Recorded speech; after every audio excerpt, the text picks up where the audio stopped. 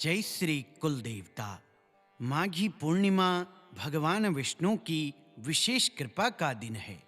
इस दिन भगवान विष्णु के 108 नामों का श्रवण दरिद्रता, अशांति और रुकी हुई प्रगति को शांत करता है तथा धन, वैभव और व्यापार में स्थिर वृद्धि प्रदान करता है।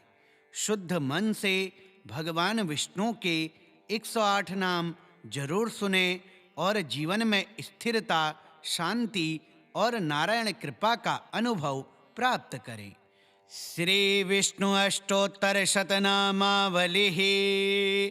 ओम कृष्णाय नमः, ओम केशवाय नमः, ओम केशिशत्रवे नमः, ओम सनातनाय नमः, ओम कंसारये नमः, ओम धेनुकारये नमः, ओम शिशुपालरिपवे नमः, ओम प्रभवे नमः, ओम यशोदानंदनाय नमः, ओम शौरये नमः, ओम पुंडरीकनिभीक्षणाय नमः, ओम दामोदराय नमः, ओम जगन्नाथाय नमः, ओम जगत्प्रियाय नमः, ओम नारायणाय नमः, ओम बलिध्वंसिने नमः, ओम वामनाय नमः,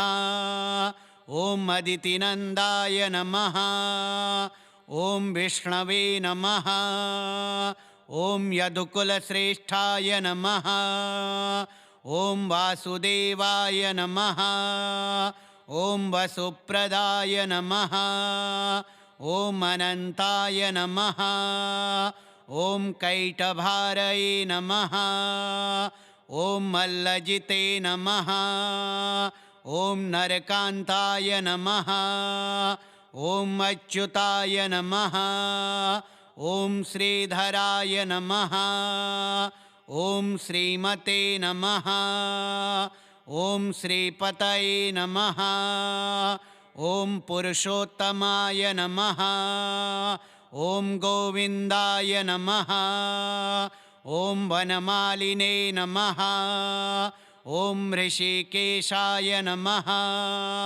ओम अखिलार्तिघ्ने नमः, ओम नृसिंहाय नमः, ओम दैत्यशत्रवे नमः, ओम अस्य देवाय नमः, ओम जगन्मयाय नमः, ओम भूमिधारिणे नमः, ओम महाकूर्माय नमः, ओम वराहाय नमः, ओम पृथिवीपतये नमः, ओम वैकुंठाय नमः, ओम पीतवाससे नमः, ओम चक्रपाणये नमः, ओम गदाधराय नमः, ओम शंखभृते नमः, ओम पद्मपाणये नमः, ओम नंदकिने नमः, ओम गरुड़ध्वजाय नमः, ओम चतुर्भुजाय नमः,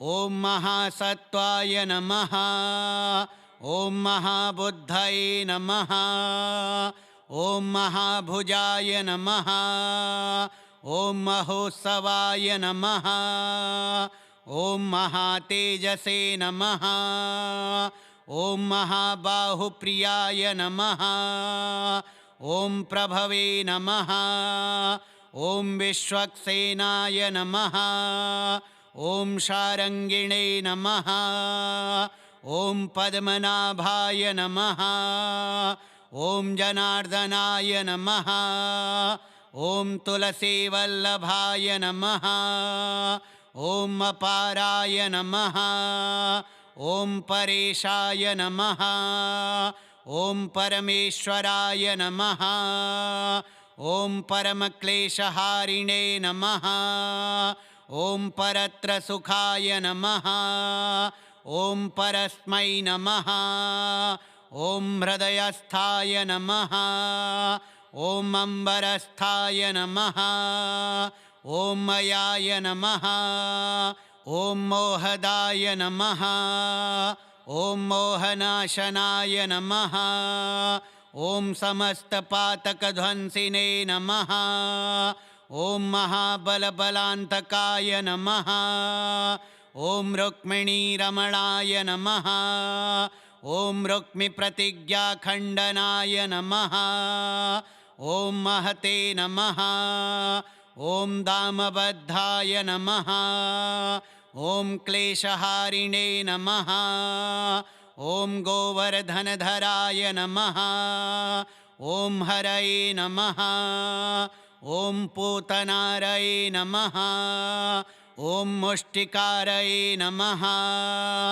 ॐ यमलार्जुनभञ्जनाय नमः ॐ उपेन्द्राय नमः ॐ विश्वमूर्तये नमः ॐ व्योमपादाय नमः ॐ सनातनाय नमः ॐ परमात्मने नमः ॐ परस्मै ब्रह्मणे नमः ॐ प्रणतार्तिविनाशनाय नमः ॐ त्रिविक्रमाय नमः ॐ महामायाय नमः ॐ योगविदे नमः ॐ विष्टरस्रवसे नमः ॐ श्रीनिधये नमः ॐ श्रीनिवासाय नमः ॐ यज्ञभोक्त्रे नमः ॐ सुखप्रदाय नमः ॐ यज्ञेश्वराय नमः ॐ रावणारये नमः ॐ प्रलम्बघ्नाय नमः ॐ अक्षयाय नमः ॐ अव्ययाय नमः ॐ अनिरुद्धाय नमः ॐ कृष्णाय नमः ॐ केशवाय नमः ॐ केशिशत्रवे नमः ॐ सनातनाय नमः ॐ कंसारये नमः ॐ धेनुकारये नमः ॐ शिशुपालरिपवे नमः ॐ प्रभवे नमः ॐ यशोदानन्दनाय नमः ॐ शौरये नमः ॐ पुण्डरीकनिभीक्षणाय नमः ॐ दामोदराय नमः ॐ जगन्नाथाय नमः ॐ जगत्प्रियाय नमः ॐ नारायणाय नमः ॐ बलिध्वंसिने नमः ॐ वामनाय नमः ॐ अदितिनन्दाय नमः ॐ विष्णवे नमः ॐ यदुकुलश्रेष्ठाय नमः ॐ वासुदेवाय नमः ॐ वसुप्रदाय नमः ॐ अनन्ताय नमः ॐ कैटभारये नमः ॐ मल्लजिते नमः ॐ नरकान्ताय नमः ॐ अच्युताय नमः ॐ श्रीधराय नमः ॐ श्रीमते नमः ॐ श्रीपतये नमः ॐ पुरुषोत्तमाय नमः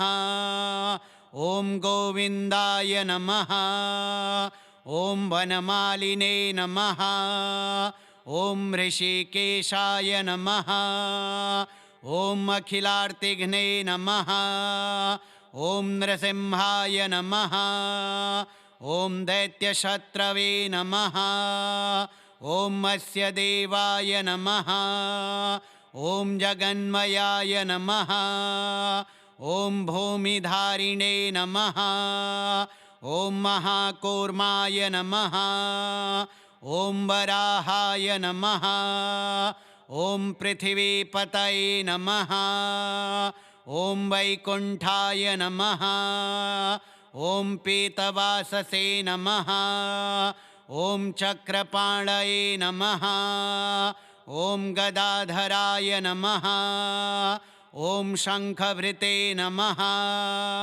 ॐ पद्मपाणये नमः ॐ नन्दकिने नमः ॐ गरुडध्वजाय नमः ॐ चतुर्भुजाय नमः ॐ महासत्त्वाय नमः ॐ महाबुद्धये नमः ॐ महाभुजाय नमः ॐ महोत्सवाय नमः ॐ महातेजसे नमः ॐ महाबाहुप्रियाय नमः ॐ प्रभवे नमः ॐ विश्वक्सेनाय नमः ॐ शारङ्गिणे नमः ॐ पद्मनाभाय नमः ॐ जनार्दनाय नमः ॐ तुलसीवल्लभाय नमः ॐ अपाराय नमः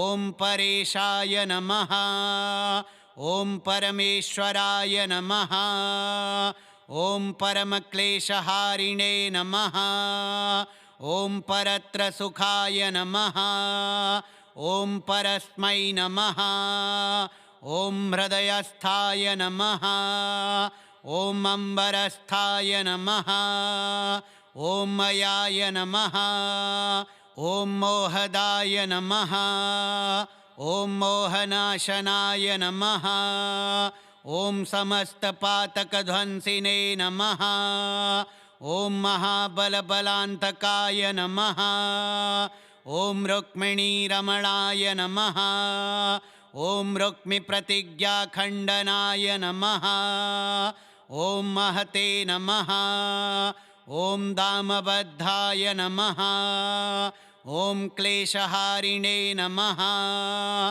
ॐ गोवर्धनधराय नमः ॐ हरये नमः ॐ पूतनारये नमः ॐ मुष्टिकारये नमः ॐ यमलार्जुनभञ्जनाय नमः ॐ उपेन्द्राय नमः ॐ विश्वमूर्तये नमः ॐ व्योमपादाय नमः ॐ सनातनाय नमः ॐ परमात्मने नमः ॐ परस्मै ब्रह्मणे नमः ॐ प्रणतार्तिविनाशनाय नमः ॐ त्रिविक्रमाय नमः ॐ महामायाय नमः ॐ योगविदे नमः ॐ विष्टरस्रवसे नमः ॐ श्रीनिधये नमः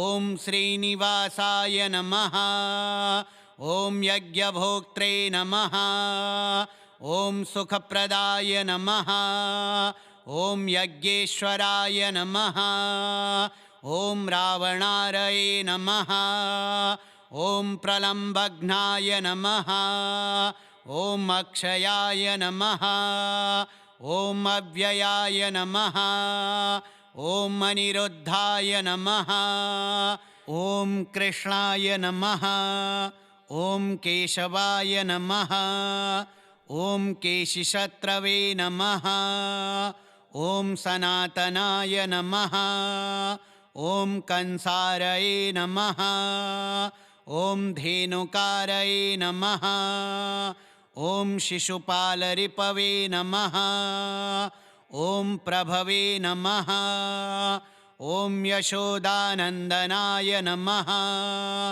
ॐ शौरये नमः ॐ पुण्डरीकनिभीक्षणाय नमः ॐ दामोदराय नमः ॐ जगन्नाथाय नमः ॐ जगत्प्रियाय नमः ॐ नारायणाय नमः ॐ बलिध्वंसिने नमः ॐ वामनाय नमः ॐ अदितिनन्दाय नमः ॐ विष्णवे नमः ॐ यदुकुलश्रेष्ठाय नमः ॐ वासुदेवाय नमः ॐ वसुप्रदाय नमः ॐ अनन्ताय नमः ॐ कैटभारये नमः ॐ मल्लजिते नमः।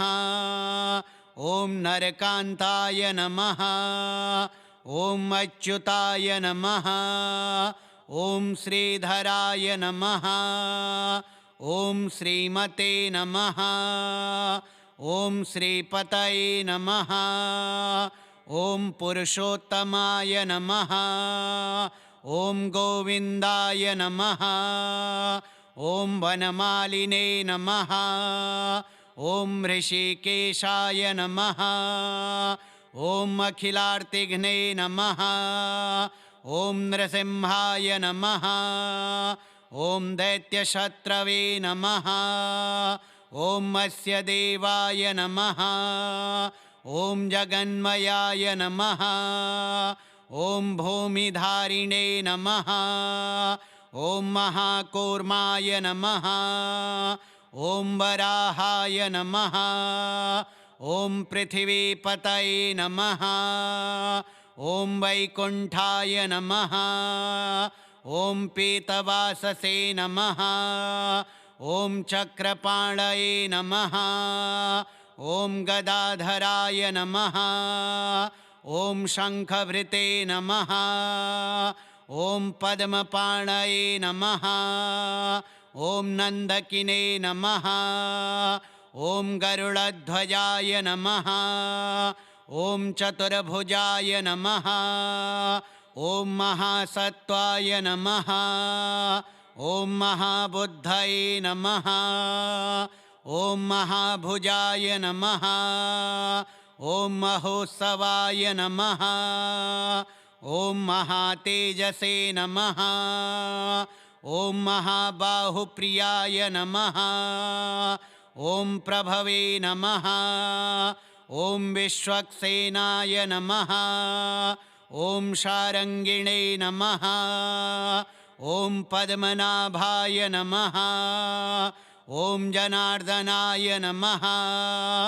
ॐ तुलसीवल्लभाय नमः। ॐ अपाराय नमः। ॐ परेशाय नमः। ॐ परमेश्वराय नमः। ॐ परमक्लेशहारिणे नमः। ॐ परत्रसुखाय नमः। ॐ परस्मै नमः। ॐ हृदयस्थाय नमः। ॐ अम्बरस्थाय नमः। ॐ मयाय नमः। ॐ मोहदाय नमः। ॐ मोहनाशनाय नमः। ॐ समस्तपातकध्वंसिने नमः। ॐ महाबलबलान्तकाय नमः। ॐ रुक्मिणीरमणाय नमः। ॐ रुक्मिप्रतिज्ञाखण्डनाय नमः। ॐ महते नमः। ॐ दामबद्धाय नमः।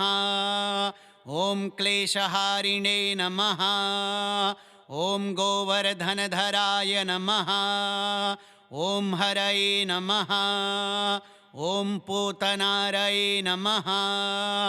ॐ मुष्टिकारये नमः। ॐ यमलार्जुनभञ्जनाय नमः। ॐ उपेन्द्राय नमः। ॐ विश्वमूर्तये नमः। ॐ व्योमपादाय नमः। ॐ सनातनाय नमः। ॐ परमात्मने नमः। ॐ परस्मै ब्रह्मणे नमः। ॐ प्रणतार्तिविनाशनाय नमः। ॐ त्रिविक्रमाय नमः। ॐ महामायाय नमः। ॐ योगविदे नमः। ॐ विष्टरस्रवसे नमः। ॐ श्रीनिधये नमः। ॐ श्रीनिवासाय नमः। ॐ यज्ञभोक्त्रे नमः। ॐ सुखप्रदाय नमः। ॐ यज्ञेश्वराय नमः। ॐ रावणारये नमः। ॐ प्रलम्बघ्नाय नमः। ॐ अक्षयाय नमः। ॐ अव्ययाय नमः। ॐ अनिरुद्धाय नमः। श्रीविष्णु अष्टोत्तरशतनामावलिः श्रीविष्णोर्पणमस्तु।